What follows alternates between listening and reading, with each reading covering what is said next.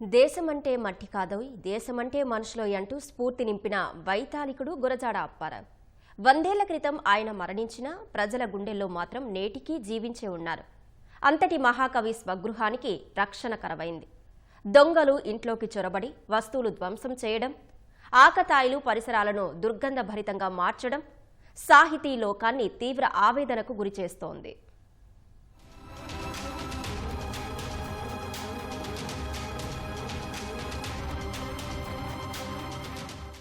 పాడుబడిన గోడలు, చుట్టూ చెత్తాచెదారం, ధ్వంసమైన వస్తువులు, దుర్వాసనలు వెదజల్లుతూ అధ్వాన్నంగా ఉన్న ప్రాంతం. ఆధునిక కవి గురజాడ అప్పారావు గృహమంటే ఆశ్చర్యంగా ఉంది కదూ. విజయనగరం కోట సమీపంలో గురజాడ నివాసం ఉంది. ఆయన జ్ఞాపకాలు, రచనలు భావితరాలకు అందుబాటులో ఉండాలన్న సదుద్దేశంతో కుటుంబ సభ్యులు ఇంటిని 1989లో ప్రభుత్వపరం చేశారు. పాలకుల నిర్లక్ష్యంతో ఇల్లు శిథిలావస్థకు చేరింది. పుస్తకాలు చెదలు పడుతున్నాయి. గురజాడ స్వగృహం ఆధునికీకరణ మాట అటుంచితే కనీస నిర్వహణ, భద్రతను గాలికి వదిలేయడంతో ఆకతాయిల అడ్డాగా మారింది. గురజాడ అప్పారావు గారి గృహం కోటకు దగ్గరలో ఉందండి. ఆయన వాడిన వస్తువులు కానీ, ఆయన చదివిన పుస్తకాలు కానీ, ఆయన ఇంటి యొక్క పరిసరాలను కానీ విధ్వంసం చేస్తున్నారు. దీన్ని ఆనుకునే ఒక 600 గజాల స్థలం కూడా ఖాళీగా ఉంది. అది ప్రస్తుతం దుర్గంధం అయిపోయి చుట్టుపక్కల స్టూడెంట్స్ అందరూ కూడా వచ్చి దాన్ని అక్కడ మల విసర్జన కేంద్రాల కింద దాన్ని వాడుతున్నారు.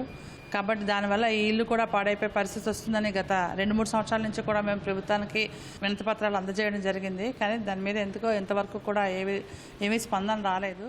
ఈ ఏడాది ఆగస్టు నుంచి ఇప్పటి వరకు 3 సార్లు దొంగలు గురజాడ గృహంలోకి చొరబడ్డారు. బల్లలు, ఫ్యాన్లు, విద్యుత్ దీపాలు ధ్వంసం చేశారు. గురజాడ ఇంటి పక్కన ఉన్న ఖాళీ ప్రదేశాన్ని స్మృతివనంగా మార్చాలని ఎప్పటినుంచో సాహితీవేత్తలు వినతులు ఇస్తూనే ఉన్నారు. పక్కాగా చేస్తామన్న ప్రజాప్రతినిధులు హామీలు నేటికి కార్యరూపం దాల్చలేదు.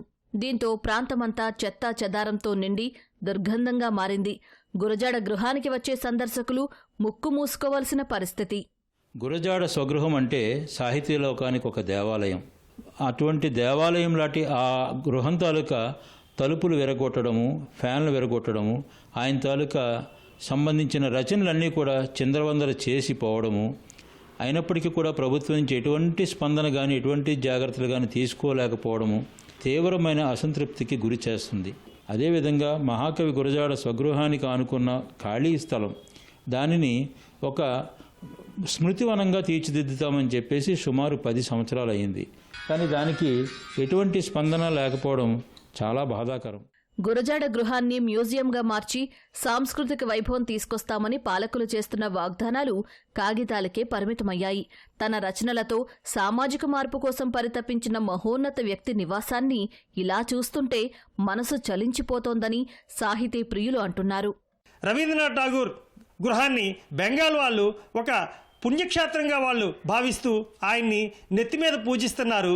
మరి అటువంటి పరిస్థితిలో మహాకవుల్ని వాళ్ళు గుర్తించి వాళ్ళ తన గృహాల్ని సంరక్షించుకుంటున్నప్పుడు మన తెలుగు వాళ్ళు ఈ విధంగా గురజాడ అప్పారావు గారి గృహాన్ని చాలా దయనీయ పరిస్థితిలో ఉంచడం చాలా దారుణమైన విషయం.